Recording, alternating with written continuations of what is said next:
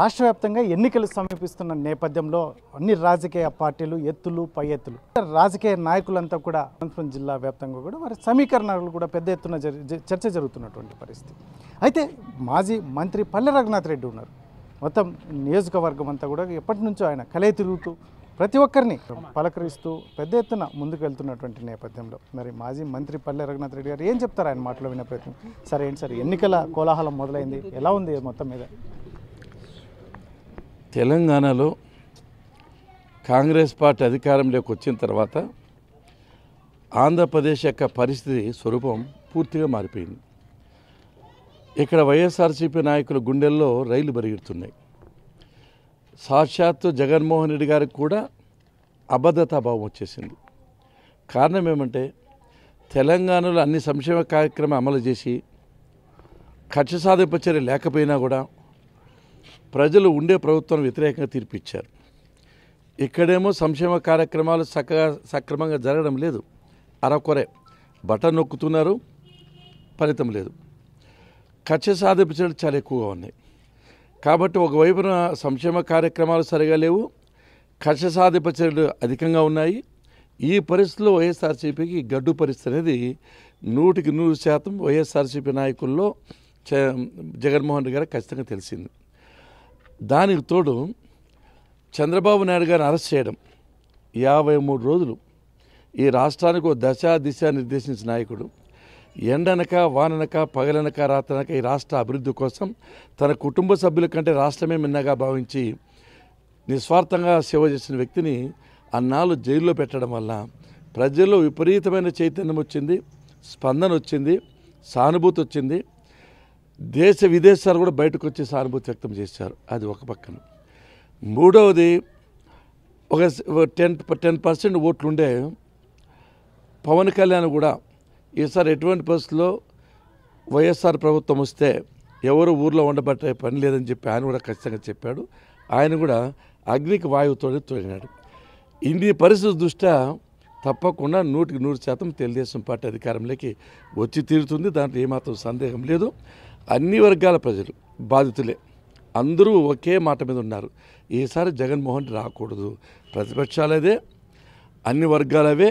కాబట్టి తెలుగుదేశం పార్టీకి బాగా అచ్చొచ్చిన సమయము, వైఎస్ఆర్సీపీకి అంతిమ గడియలు వచ్చాయి. సార్ ఒక విషయం సార్, వైసీపీ నాయకులు అయితే పెద్ద ఎత్తున చెప్తున్నటువంటి చంద్రబాబు నాయుడు ఎలాగో గెలవలేమని చెప్పే ఉద్దేశంతోనే జనసేన అధినేత పవన్ కళ్యాణ్ పంచాన చేరారు. ఇద్దరు కలిసి వచ్చినా కూడా అసలు గెలవలేని పరిస్థితి. ఖచ్చితంగా జగన్మోహన్ రెడ్డి మరొకసారి ముఖ్యమంత్రి అవుతారని చెప్తున్నటువంటి నేపథ్యం. ఇప్పుడు ఏ వర్గాల ప్రజలు వాళ్ళ పక్కన నాకైతే అర్థం కాలేదు. ఎస్సీలు ఆనందంగా ఉన్నారా, బీసీలు ఆనందంగా ఉన్నారా, ఎస్టీలు ఆనందంగా ఉన్నారా, మహిళలు ఆనందంగా ఉన్నారా, అదే మైనార్టీలు ఆనందంగా ఉన్నారా, ఉద్యోగస్తులు ఆనందంగా ఉన్నారా, యువత ఎవరు ఆనందంగా లేరు. అన్ని వర్గాల ప్రజలకు నరకం అంటే ఏమిటి ప్రత్యక్షంగా చూపించేశాడు. కాబట్టి అందరూ ఈసారి ఏకమైపోతున్నారు. అదేవిధంగా రైతులకు చాలా అన్యాయం జరిగింది. డ్రిప్పులు, స్ప్రింక్లర్ లేవు, రైతు రుణమాఫీ లేదు, ఇన్పుట్ సబ్సిడీ లేదు, వాళ్ళు పట్టించుకున్న పాపానే పోలేదు. యువత మరీ ముఖ్యంగా 2,30,000 మందికి ఉద్యోగాలు ఇస్తా అన్నాడు, ఒక్కరు కూడా ఇలా. యువత పూర్తిగా వ్యతిరేకం ఉంది. జాబు కావాలంటే బాబు రావాలి అనేది సూత్రం వాళ్ళకి ఖచ్చితంగా అయిపోయింది. నిన్న వీడియో చూసిన విచిత్రంగా 2019 ఎన్నికల సభలో మాట్లాడుతూ జగన్మోహన్ రెడ్డి గారు 2024 సంవత్సరం ఎన్నికలకు వచ్చేలకు ఒక్క బ్రాందీ షాప్ కూడా లేకుండా చూస్తా అని చెప్పాడు. అది వైరల్ కూడా అయింది. అట్లా మాటలు తప్పుతూ వచ్చాడు. కాబట్టి కర్నూలు సాగుకు 1000 కారణాలు అన్నట్లు జగన్మోహన్ రెడ్డి ఓటమికి 1000 కారణాలు ఉన్నాయి. కాబట్టి వాళ్ళు మేకపోతు గంభీరం చూపిస్తున్నారు తప్ప ఎటువంటి పరిస్థితుల్లో కూడా ఈసారి వైఎస్ఆర్సీపీ అధికారంలోకి వచ్చే పరిస్థితే లేదు. సార్ నారా లోకేష్ చేసిన యువగలం పాదయాత్ర అందులో జరిగినట్టు ముగింపు సభ మీ పార్టీకి ఎంత మేరకు ఉపయోగపడుతుంది అంటారు? నారా లోకేష్ బాబు గారు పాదయాత్ర చేయకముందు నారా లోకేష్ బాబు వేరు, పాదయాత్ర చేసిన తర్వాత నారా లోకేష్ బాబు వ్యక్తిత్వం వేరు. ఈ పాదయాత్ర చేసేటప్పుడు అన్ని వర్గాల ప్రజలు కలిశాడు. వాళ్ళ కష్టాలు నష్టాలు బాధలు చూశాడు, వాళ్ళు ఓదార్చాడు, వాళ్ళకి హామీలు ఇచ్చాడు. తన వ్యక్తిత్వం పెరిగింది, తన హావభావ ప్రకటన పెరిగింది, వాక్శుద్ధత పెరిగింది, ప్రజల పట్ల కమిట్మెంట్ పెరిగింది. కంప్లీట్గా ఇన్ టోటల్ బాగా రాజకీయ పరిణతి చెందిన నాయకుడిగా మారాడు. ఇంకా 30 సంవత్సరాలు తెలుగుదేశం పార్టీకి డోకా లేదు. ఆయన సభలో మాట్లాడే తీరు కూడా అద్భుతము, అమోఘము, అసాధారణంగా మాట్లాడాడు. అన్నీ ఖచ్చితంగా ఏం జరుగుతుందని చెప్పగలిగాడు. ఈ పొద్దు తెలుగుదేశం పార్టీని నడిపించే శక్తి ఉన్న నాయకుడు తయారైనందుకు తెలుగుదేశం పార్టీ నాయకులు కార్యకర్తలు గర్వపడుతున్నాం. సార్ ఫైనల్గా చెప్పండి సార్, వైసీపీ సిట్టింగ్ ఎమ్మెల్యేలకు ముఖ్యంగా మంత్రులకు కూడా స్థానాలు ఉండవు అని చెప్పేసి పెద్ద ఎత్తున చర్చ జరుగుతున్నటువంటి నేపథ్యం ఎలా చూస్తారు దీన్ని? అన్నిటికంటే విచిత్రమైన విషయం ఏమంటే జగన్మోహన్ రెడ్డి గారు ఏమంటున్నారు, ఎమ్మెల్యేలకు వ్యతిరేకం ఉంది అంటున్నాడు.